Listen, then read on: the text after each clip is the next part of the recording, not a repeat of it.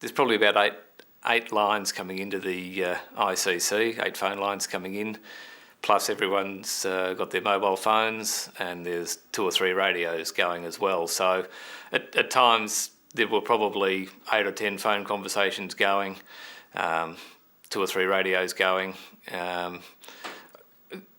It might look like bedlam. I don't think it is, but there's certainly a heck of a lot coming, and you've got to try and work out which is the relevant information, which is, there's stuff that comes in that later on you find out wasn't right. There's conflicting information. People are telling you something's happened, and you think, well, do they know that's happened, or do they think that's happened? And you've got to try and make sense of all that sort of stuff. Once you convey that information to our crews in the field, the crew leaders, the sector commanders, the division commanders, it's really up to them to make decisions based on what's happening before them as to what they can and can't do. You're sitting in an office 30 kilometres away, relying on phone calls, radios. You get a picture of what's going on, but you can't be specific, because that it just wouldn't work. It'd be silly and it'd be dangerous and wouldn't work. So you rely on having good, experienced people in the field to say, well, this we can do, this is worth it, this, no, we can't do that. And I can't remember when it was, but we got a phone call from someone from the public, saying there were people trapped in the mill at Narberthong, I think it was. They're all going to die. You've got to get someone down there to help them. Well, we tried to. We spoke to our sector commanders at Marysville. Can you get to Narberthong? No, we can't. It's too dangerous. There was fire all around at that stage. So there's not much you can do. If they can't get there, there's no point killing firefighters to get down there to see if the message was correct or not, let alone if you can do anything about it. So you do what you can, and what's humanly possible. And if it's not humanly possible, or you can't do something, as much as you can, you let that go and work out and focus on what you can do. Yeah. So, and that was pretty hard for some of the people that have to deal with that.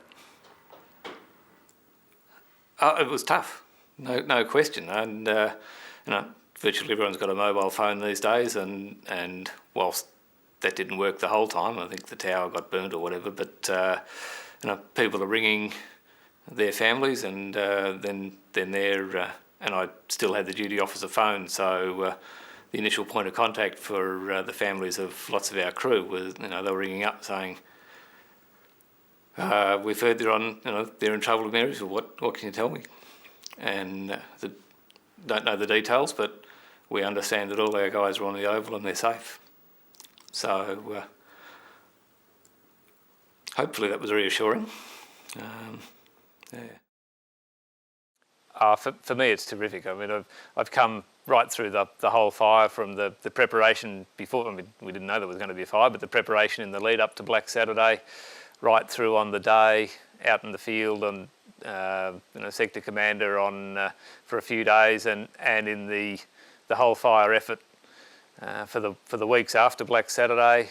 Then the rehabilitation program, rehabilitating the fire control lines, reopening the parks and the forest up, opening the tracks up, and now to be rebuilding facilities and to see the bush recover. It's for me, it's terrific. It's really good to go through the whole process, right from the beginning, well, through to the end, and to see everything and doing probably about as good a job as we could do. I mean, there's always little things you think, next time we might be able to do this better or that better, but overall, I think the whole effort from a whole range of people, from range of organisations, individuals, it's been terrific to see the whole lot. And coming out here and just being amongst the regenerating bush is fantastic. The bush is regenerating remarkably well. I think a lot of people were thinking that it wasn't, it was such an intense fire and on the back of 10 or 15 years of drought that the bush wouldn't recover. But I think nature's just showing how resilient she is, and the regrowth in many areas is just stunning. I mean, the eucalypts are coming back, the wattles, all the understory plants, the wildflowers this year have been wonderful as well. but it's not only the plants too. The bird life is really prolific. Huge numbers of insects this year, and the whole lot is just feeding all into the ecosystem, and everything's recovering really, really well. We've had a number of programs also that have that aiming to assist that recovery. We've had some reasonably intensive weed control programs, so we're trying to knock the weeds that are going to come back after the fire as well. That's been good, and we've also had a fairly intensive predator control program targeting mainly foxes that were going to be eating the small mammals that are vulnerable to fox predation. So we've done a lot of work on that as well to reduce the numbers of foxes, and that's been very successful. As well as that, we've done some monitoring of what's around in the bush with camera traps, and also hair tubes and other small mammal trapping. And in this park, they've found some white-footed dunnarts, and we've also, in Yarra Ranges National Park, particularly around Lake Mountain, we've done some work monitoring and supplementary feeding for the leadbeater's possum, which was severely impacted by the fires. I think before the fires there were quite a large number of leadbeater's possums on Lake Mountain. Since the fire, I think they've found about 4 or 6. So the population was almost totally wiped out. So there's been supplementary feeding for the possums up there just to help them through the hard times until the natural food comes back, just to try and keep that population alive.